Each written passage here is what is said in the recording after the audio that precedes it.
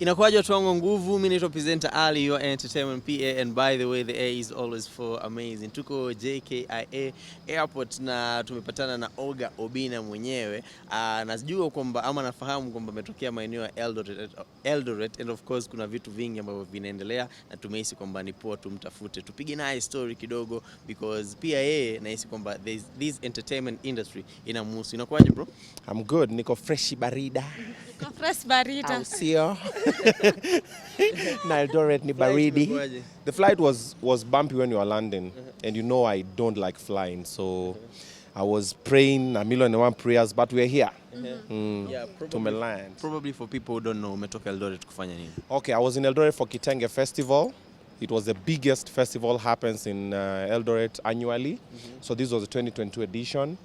Had the band were performing, MC Nick, MC Kiptabut, Nebo was over there, DJ Tibbs from Hit Republic. It was at Ruper's Mall.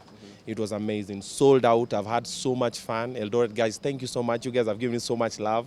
Like, when I got on stage, and the guys were screaming, first of all, I thought, kwani wana scream at the band? It's Obinna, relax. Just any down. Yeah, I even lost Nini Kidogo. I was like, wait a minute, hold up. Oh, it's me, yeah. So Eldoret know how to party. I slept at 8 a.m. today morning. Yes, macho zangu kuna venye ziko kidogo. Yes, and then now I'm going to Claret Lounge for the Mashujaa, Labor Day. Yeah, Labor Day special. Yes. Okay, talking of Kitenge Festival, what is it all about? It's about fashion, celebrating fashion. You know, African Kitenges are associated by Africans most of the time because Africans wamejua kupiga luku. So that is why Kitenge Festival happens that way. So it's all about fashion, designers, creatives. We have models as well, and then there's music and happiness. That's all it's all about. Okay, before we even get to what you're supposed to talk about today, okay. Umetufungulia miwani hivyo ukatuonyesha macho, nikakumbuka incident fulani imehappen juzi mkiwa na Kido. There's that video mlifanya mkiwa na Kido, and the fans were really angry at you. Wakasema uko na kiburi, ungemwongelesha hivyo, ungemwambia tu in a good way. What can you say about that video? Ulisema umechoka, you cannot do the interview at that particular moment. Okay, so I know Kido for a while. He's my boy. That day when he came to do the interview, that day was one of those days. And I told him, bro, I don't want to do the interview. And he kept on insisting, tell us, what do you think of it? So I was not rude to him. Trust me, I wasn't. I know myself when I'm on the edge. I spoke with him, I told him, bro, I respect what you do. I don't want to do the interview. And he kept on insisting. So the only way was I would roll the window up and mind my business. Mulamo was standing there. Interview him. He wanted the interview. I didn't have an agenda to sell. Me, I was there to support Tumbili, and the event went well. That's what happened. It was nothing major the way they made it. If someone thinks I was rude to him, it's okay. You know, in art or in the industry, however you decide to consume content or information you have is entirely up to the consumer. Like today, I would cough, there's someone who would say he has COVID. I would cough, another person would say he doesn't have manners, why did he not close this, da. So however you decide to consume it is entirely up to you. I can't control that. Yeah. And now, while you are away, a lot of stuff have actually happened. Today, kwanza tuanze na drama ya leo. Sijui kama umeiona, Eric Omondi amepigwa ngumi na Harmonize. Eric Omondi is your buddy. Yeah, shit. I think Eric Omondi deserved that punch. You know what I'm saying? Like even if it's me, I would punch it. Nah, I'm just messing with you. So what happened was, I was to host the Captain's Lounge event. Yeah. We didn't agree on the payment terms. I was called by an agent of the club. Was like, oh, we want you to do this. I was like, okay, this is my budget. We didn't agree. I was told, oh, you know, they're saying they've spent so much money on Harmonize. I'm like, oh. So I come at my expense because you spend so much money on another artist, so myself. I was like, okay, I'm not going to do it. See God, though. So if I went there, probably those tear gas. See me now, I can't hide. When I stand in the middle of people, guys, that's him. Yes. So probably I could have been the one who was punched. You see that police who chased Kido again? You do see Kido wanted to interview that police. If Kido could have just Okay, even that police could have told Kido, like I said, I'm not in the mood for an interview. He just came to, now the police wanted to interview Kido. So, I could have been the one, mwenye angekula tear gas and all that drama, because when he came, I understand he did not perform. Probably he thought it's club appearance, because labda Eric alifanya that's something, you know? So, if I was there, it could have been me. Yeah. But thank God, that day God told me, my brother, please go, leave. And we didn't agree, and what the police did was not nice though, but I think it's because the crowd was rowdy. They wanted what they had paid for, and that's why they were agitated and everything happened. Yeah. Yes, and then today, the sorry for the punching. Kenyans, I think the huge percentage of Kenyans, they tend to say that hii story si ya ukweli.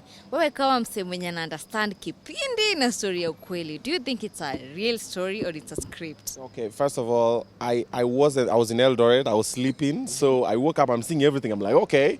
So I see Eric's mouth, I'm like, oh, so he's been punched. Then I see him on the plane, then I'm like, what happened to the red, whatever, he was like bleeding. Then they are sitting there with yo, yo. I'm like, okay. They sit there with Bahresa. I'm like, And then if you go to Google now and Google Kipindi, you probably see a picture of Eric Omondi over there, bare chest. You know, msoma hapo hivi, majipaka mafuta. So I don't know. But the Captain Lounge story, that one definitely was not Kipindi. I want a budget ya kulipa mapolisi. Watoe tear gas. Yeah. Okay. Then the story for the Kokoriko story, probably. The story for the Nini, tufanye hivi. Tukutane volume, tupige sherehe.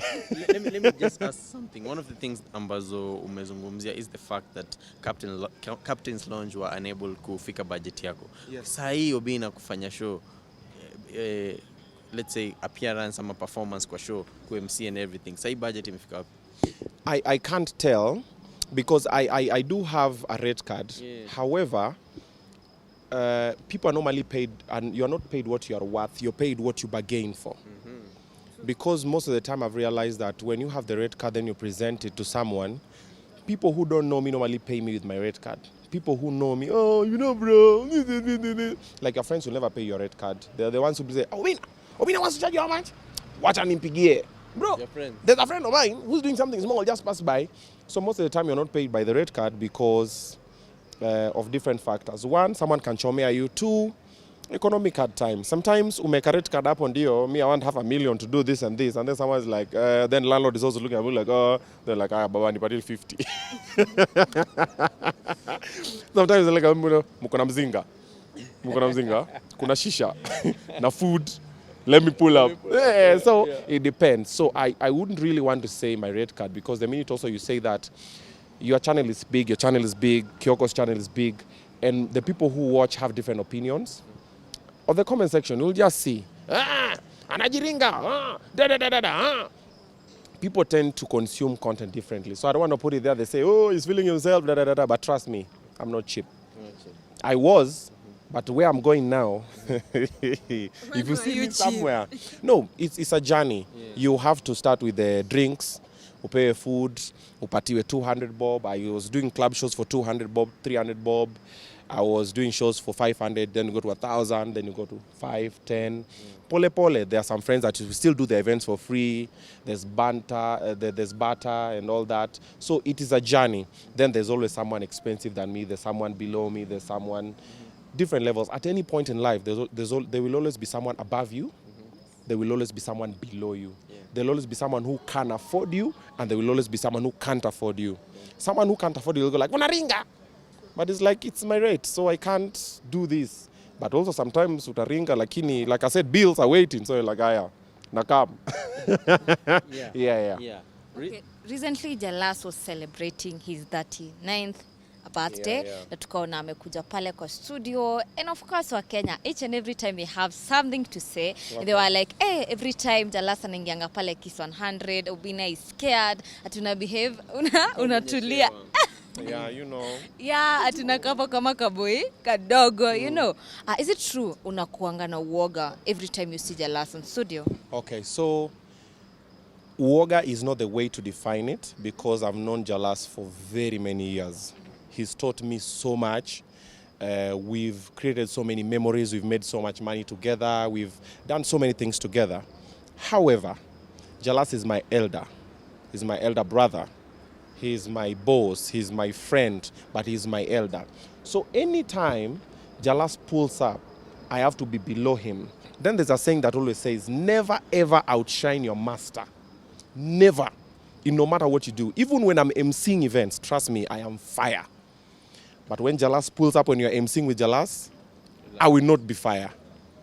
I will be okay, but I will not do as much as I can do because he's my boss, he's my elder, he's my master. He's taught me so much. I've learned so much from him. So I have to go back to that shell to allow him to be. Because it's his moment. Yeah. Now imagine me now working with Jalas, then I want to shine. Why would I want to shine in front of? It's the same way when I go with Jalas anyway. I don't pay no bill. I ain't paying no goddamn. When he pulls up, my wallet nicely, I'm like, I'm missing a key too. So it has to be that way. The same way, anytime I'm also with Kamene, she's a baby girl. She's the lady. She has to shine. I don't have any business trying to outshine Kamene. We don't. Yeah. And you've seen it with every other person that I'm with. Any other person who's above me, I have to. And any other person who's below me, I always try and pull them, be next to me. So when I'm shining, you shine next to me or you reflect. You see, or you get some of the sparkle. So that's what happened. So I'm okay with how they say I go to my shell. It's okay. By the way, I go to my shell. I agree. Okay, they expected what? Jalas to come and start talking, then I'm also there. No. Okay. Never happened. Talking of Kamene, recently you guys opened a YouTube channel that is a joint. Mli open your YouTube channel mkiwa pamoja. There's some people who felt like, hey, Obinna, you're forcing, the chemistry is not real, you're just trying to be like Jalas. Yani, we'd like to know, ilifikaje hadi mkaamua, let's open a YouTube channel together, and what's the plan with the YouTube channel? Okay, so first of all, I'm not trying to fit into Jalango's shoes. I'm not trying to be like Jalango. I'm not trying to replace Jalango in Kamene's life. They have a special bond. They have their friendship. I also have my friendship with Kamene over the years. So anything I do, I don't like it when people try and compare me to Jalango. I'm not his equal. He's above me. Anytime you say, you're not trying to be like Jalango, I'm not trying. I do very different things with what he does. There might be similarities here and there, but we're very different individuals, okay? Jalango and Kamene never had a YouTube channel. Okay? Jalango and Alex did because of the chemistry and whatever and the agenda they were selling. Myself and Kamene, we have a lot of moments that are normally not recorded. Off air, off radio, when you're just hanging out. The person who capitalized on that was Tumbili. So I sat down and I'm like, wait a minute. This brother is making a lot of... So I'm like, wait a minute. Everything we do, so Tumbili can still shoot his, but whatever I'm doing with Kamene on the side can be an extra. It's an extra revenue source. Yes. It's not even about us trying to force anything. It's just about us, whatever we're doing. I've gone to visit her, I'll record, I'll put it there. We've done anything. Then I thought again, I'm like, okay, so apart from just us sharing what we do, what else can we add? I am big on charity, even though I always like to do them incognito because how I was raised, I was taught what this hand gives, this hand should never know. Yeah. However, in Kenya, if you do that, people think you don't give. Yeah. If you don't announce, they're like, so you have to announce to them. So I said, okay, the other way that I will do was, let's give a couple of things on the YouTube channel. So anytime we do a video, we give away something. We have so much to give, so much to share. Yeah. Let's give shoes, clothes, books. Let's pay school fees. Let's pay hospital bill. Let's do whatever. So that's what the channel is about. The channel is more of a charity channel than us. But when you come to watch us and enjoy what you're doing and have a laughter or something, you see us outside the studio, you get an extra something. We are not trying to fit into anybody. We're not trying to force anything. Trust me, I've known Kamene for so long. Like, she's been my boy forever. It's not like we're meeting now. And the thing that people need to understand, I'm not trying to be Jalas. I don't want to be Jalas. I want his work ethic. I want his discipline. I want his aggressiveness. I want his morals. I want his hard work and all that. But I'm not trying to be, yeah. Okay. The other day you launched a show inaitwa Toxic Boyfriend. Yes. Na of late pia imekuwa na vitu vile imelaunchiwa tu hivi imeanza kuleta stories ina trend kuhusu kwanza nijue tu ni nini ilifanya ulaunch hiyo show, and then kuna story pia ambayo umefanya ambayo inazungumziwa sana. The Miracle Babies baby mama, inasemekana kwamba she was lying. Did you have ulichukua time kuangalia authenticity ya Kenya alikuwa anakuambia? Let's talk about the show kwanza. Okay. Let's let that trailer move a bit. Doesn't also want to move. So we go. Okay, cool. So Toxic Boyfriends is only on episode 2. Yeah. And guys already crying. Trust me, I've shot 10 episodes. And where's my phone? I could have shown you. I have 15 other DMs that are fire. Others are fire that people have DM'd that they want to talk about. So the show is not about exposing deadbeat dads. That was going to happen on Baby Mama Drama, which is also another show that I wanted to launch. However, I have so much that I'm doing on the channel. So I'm even thinking of opening another YouTube channel for it, separate, okay? Because you find like Monday I have Kula Kula show. On Wednesday we have Taxi Problems. On Friday we have First Time. Now on Thursday we have Toxic Boyfriends. Then now there's Boys for Boys, which is supposed to come probably on Sunday or on Tuesday, where now boys are now supporting boys because a lot of boys are dying from depression. They have stress and all that. So there's a show that's for that. We've already shot like 6 episodes. I wanted to shoot 1 season, then I start airing. Then we have Obinna Live. We have so much that I'm doing on the platform because I realized that, guys are traveling to Dubois. All right. So there's a lot that I'm doing on the channel. So Toxic Boyfriends is just one of them. But the idea of the show is not to expose anybody. Okay. Toxic Boyfriends is about situations that people have been through with toxic partners. I could not call it Toxic Partners because that name is just Then Toxic Girlfriends, the ladies will come for me. They'll be like, oh, you don't think ladies, we're toxic. So I'm a boy. So it's easy for me to attack myself and go like, yeah, we're toxic boyfriends. So, however, I can talk about ladies, I can talk about men, I can talk about any other situation in a toxic relationship, okay? In the show you can have men also. I can have men. So we'll just say these toxic boyfriends, but this episode we want to talk about his toxic girlfriend. The idea of when people are vulnerable to talk is when they're drinking. We know, men, the time we can talk is on a bar. We sit there, you drink, you're like, hey, bro, hey, little mama, man. Then you start talking. So we introduced the idea we need to shoot it in a bar. That, hence, we have the drinks. So there's like a drink there, nini, that someone is having. Where focus with the light.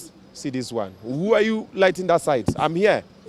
The dark one is here. This is light skin, focus. Yeah, okay, so we have the drinks so that when you're drinking or when you're having your drink, we can converse and have a conversation because I can't just come and just talk to you. I'm not interviewing you. What happens there is people are giving closure. They're sharing what they've been through. Don't you think it's wrong to actually interview someone when they are drunk? No, they are not drunk. I didn't say tunakulewesha. I said we are having a conversation over a drink. Yeah. I'm a comedian. It's a conversation that I will say a lot of things that people will misinterpret. But remember, above all, I'm a comedian. So I will talk, I will say whatever. Then when someone comes, so the idea was we're going to have wine. But how when she came, I was like, you want wine? She's like, no, I want gin. I'm like, okay. All right, so we got gin. I opened it. We put it for her. She had the gin. That shoot was 10 minutes. 10, I think 15. But during that time, someone cannot get really drunk. And then you're having a glass. Then I was even measuring. If you can see, I was measuring. Because I've been trained. We don't just pour alcohol, guesswork. You have to measure the level. Okay? So we had the conversation. And what happens with the guest is this on Toxic Boyfriends. I never ask you the whole story. I ask you for the headline. So I'm like, okay, so what's your story? It's like, hey, mimi wangu alinipiga, nikaenda OC. I'm like, sawa, let's do that. I don't want to hear the whole story because if I hear the whole story, my reaction will not be genuine. Yes. I'll be like, or I'll start preempting you. Ebu, tell me about that time he did. So like her, when she came, I didn't know her. I've never met her before. I don't know any information about Miracle Baby. I know they had a situation with their manager and that, and they do good songs. So she came, I was like, okay, cool. So we're going to talk about, I was like, oh, mine is not helping me support my child. I even remember telling her, that one would be ideal for baby mama drama. However, since you're already here, let's try and talk about it. We started talking. She started talking. Everything flew. She said the guy. I even called. I've not watched the episode though, but You called Shalkido. I called Shalkido, yeah. So because I have Shalkido's number. So I was like, yo, bro, because I checked, I didn't have his number. So I called Shalkido. I'm like, give me Nani's number. He didn't want to give me. He said he will send. He never sent it. Because I wanted to call him there. I'm like, bro, what's happening? Let's try and... So that's the way it happened. So every other thing that happened after, semantics. Yeah. What did you do to make sure that hii story ilikuwa ni ukweli? So I'm not an investigative journalist. You understand? Yes. I'm not Muhammad Ali. So we went and go to President Ali. We also asked Ali. That, like I've told you, that one is on baby mama drama. So baby mama drama is like this. She says she has your baby, you're not taking care of the baby. I look for you, you say your side of the story. Then I bring the two of you, I'm like, cool, so there's a baby involved, so what do we do? Do we do DNA? If you refuse, that means you know why you're refusing.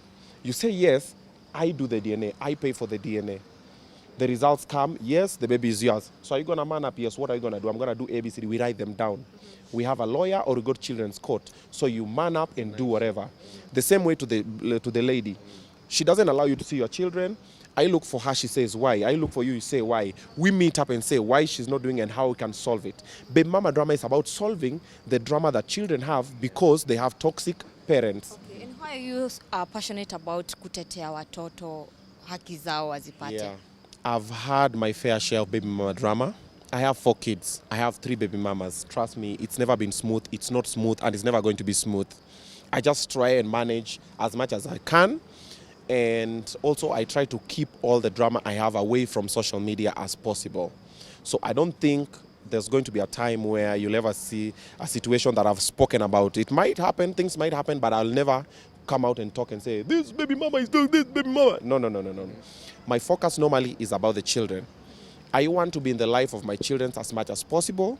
They are my friends. I want to have fun with them. I want to create memories with them. And I don't want anybody to hinder me from being in their lives. Because I was raised differently. I had situations with my dad. And when I look at all that situation that I had with my dad, I don't want that situation to be with my kids. So I try to be their friends. So anytime I see a friend or a male figure who has a child trying to ignore the child, neglect the child, I'm like, yo, bro, what are you doing? Yeah. You already had the unprotected, man up, take care. And when I see any baby mamas refusing for the baby daddies to see their children, trust me, my DM is blowing. We have a lot of people who are suffering in either toxic relationships, that they're physically assaulted, mentally, emotionally, and then also we have a lot of deadbeat fathers. We have a lot of mothers who are bitter, so they don't allow their father, the baby daddies, to see their children. So it's like, you just send me money, but you can't see your child. So why am I just sending you money and I can't just see my child? So it's complicated. We are hurting. And then I see a lot of young people making the same mistakes that I did. So my first reason, sorry for cutting you, is that the reason you always advocate for young people not to get married early, not to get kids when they are yet 27? Yes. So I got my firstborn when I was 20. My firstborn is 11 now. This was the first...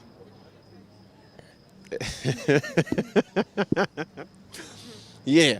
So I was like, yo, what is this? Like, what are those? Like, oh my God.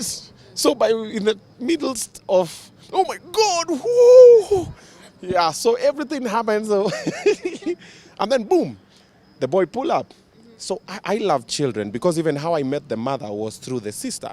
I loved the sister first. Then I was introduced to the mother. And then now after that, we started developing a relationship. Then later, when I got the office messenger job, then I was like, I'm balling. And this experience was, woo! Before I knew it, boom. I was 20. Okay? Then after that, my second born happened. Then my third born. Then now my last born. Then I look at, if I had information that I have now, then probably I would not have a child yet. Because I would want them to come in an environment where everything is sorted. Like when my firstborn came, I was jobless. He was delivered in Russia, in Kisumu. You know, I didn't know. Then I was not in his life because when he went back to the village, the mother was like, oh, I'm suffering. I can't have uji, you know, juice ya mahindi, da. She came back to Nairobi, and that's what happened. Then my second born, my daughter, I was also not there for her when she was being born and everything. I would see her, you know, I was also trying to make ends meet, nini. Then my third born. So I've learned so much over the time that every other person, from my PA to my bro to my friends, I always tell them, bro, when you decide to have a child, be sure you have money to take care of that child.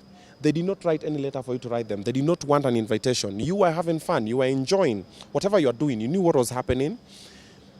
And then you got pregnant or you impregnated somebody. The child is here now. So you just take care of the child. But now, to avoid all that, all this drama and the fights that people have, just don't have a child before you're ready. It's a very simple thing. So that's why I'm normally very passionate. I don't like seeing children suffer. There's an orphanage that I support in Mwiki. It's called Blessed Assurance Orphanage. That lady raises 75 children on her own. They don't have beddings. They don't have. We've been trying to get a couple of things. Every year I go there, I support a couple of children there. So I have a couple of children there that I've sponsored. But when I look at them, they're so innocent. They don't deserve that. Then someone is just sleeping or just having your drinks. And then you just know there's just some child somewhere who's probably sleeping hungry, and you are responsible. I'm just like, it annoys me to the core. I always feel like punching someone in the face, but what can we do? So anytime I talk to people, like, don't tell us what to do. I'm like, it's okay. Experience is the best teacher. Okay. Go do it. Yeah. Yes, you'll remember these words. With all that intelligence, yes, with all those amazing words, kuna jamaa aliamua leo kuite idiot. Who that? Kibe. Wow. Tunajuana kwa vilemba. An idiot recognizes another. Yeah. Yeah. So, I chose, I think today was the last day that I had a petty fight. Mm-hmm. So this is the way, me, I'm from the streets. Me, I was a street boy. So when you want to get dirty, I take you to the gutter. Yes. I'm always like, I don't take no prisoners. You talk smack, I talk smack back. Mm-hmm. You want to fight, pull up. So the problem is, a lot of people that will fight you or will talk bad are normally below you most of the time, okay? So like Kibe, he's below me. There's nothing that Kibe has that I don't have tenfold. There's nothing he has better than me. Probably YouTube subscribers, because a lot of people like pettiness and insults, because creativity, zero. All he does is insult people. His face, he's uglier than I am. You see? He's old. He's older than I am. He's not achieved anything. He was fired a couple of times. He has so many debts. He has, I think, the child molesting situation that was happening, that was being said. I don't know how true that is. If it's true, it's a shame. So there's nothing that he's accomplished that I have not. And I'm probably half his age. So he's feeling threatened. He's feeling scared. So it is okay. If insulting me will make him sleep well, imagine nowadays, I see them, I laugh. Sometimes I want to comment their fire emojis. I'm like, yo. Okay, there's also a video you posted of you getting textbooks for your kids. Yeah. And he also talked about it. Akasema, you're a man. You're not supposed to be talking about such things. They are the things that you're supposed to be doing. They always say, my people perish for lack of knowledge. So sometimes when you don't read or when you don't pay attention, you interpret things according to how dumb you are, not how you want. It's stupidity. It's like when I normally write like a long paragraph for someone to read, then someone comes and comments down there, yote umeandikia nani? So first of all, I know we are not on the same mental space because I've written it for your benefit. I rarely go out and insult people. I would write something that when you read with an open mind, you will understand. When I was doing shopping for the kids back to school, I shared the videos so other people who are planning to have children know that children are expensive. Yes. That was the idea. I was not saying, I bought books, so clap for me. Bro, my son is 11. Where were you? Nobody clapped for me. And I don't want you to clap for me. It's my responsibility as their father. I'm doing the bare minimum of taking care of them. But I was sharing so someone can learn. I was not sharing so that I can floss or anything like that. However, someone chooses to interpret it is the same way. The same situation that happened with, what's that lady's name? Miracle Babies. Katrue. That lady. So she did not read my whatever to understand.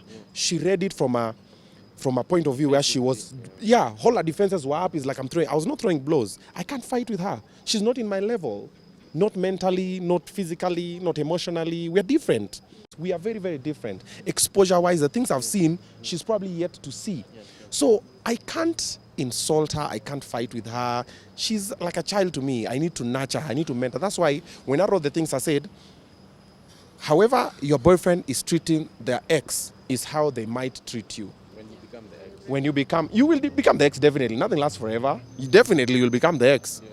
Yes. So pay attention to. So when she read it and she decided to insult me and told me I become a women rep, it's okay. I understood. She's hurting. She's coming from a point of view where she's trying to hold on to the guy so the guy doesn't go. But the guy also does not talk. So either she's cleared the guy, ama she's holding something over the guy, ama that's the way the guy is. But the way the guy sings and all that noise, he should translate onto how he talks. So there's nothing much I can do about it. The guy is unreachable, and the lady is doing all the talking. I can't start fighting with the lady. I fight with women. What are we fighting for? Me, I just said, if the guy thinks the child is not his, let's do a DNA. I will pay for the DNA. And then he figures out a way to be in the child's life. Don't see it, oh, this lady is not in the street. Oh, this lady has made her nails. This lady has made her hair. Okay. So she's supposed to look like a street urchin so that you think she's suffering. You posted today, you said that you posted a screenshot that was showing she texted you, actually. Yeah. Have you talked, or maybe you would like to know, alikuwa nataka nini? Mliongea ama Father Abraham? She DM'd me, but I have not responded, and I will not respond because what do I have to tell her? What am I telling her? Then why was she DMing me? You've already insulted me. So let it be like that. We are not friends. I would rather Peter should reach out and we find a way to link Peter with the baby mom. We find out if the child is his or is not his. Then he mans up as a friend of mine, as someone in the industry that other people look up to. I don't have any business talking to that lady. We have nothing to discuss. She's not my friend. She's not my mate. She's not my fan. Nothing. So I'll not respond. Wow. Okay. Thank you very much. But kumbusha tu watu. After hapo umesema mpaka wapi? Claret Lounge. Claret. Yes. Asubuhi bado. Asubuhi tunakutana Kiss 100 is Kamene and Obinna. Yes. Yeah. Wow. Thank you very much. Asante sana. Thank you. Yes, and also by the way, go to Obinna YouTube channel. That's Obinna TV. The episode for toxic boyfriends that landing on Thursday. You're not ready. You know nothing. You wait for this one. This Thursday. And then also the Kula Kula that's landing on Monday. And then taxi. Okay, you go to Obinna TV. Yeah, when are you doing my Kula Kula? Oh, so you had funga. Kwani you fungu what? Leo. Oh, umefungua leo. Sawa this week. Thank you very much. Thank you so much.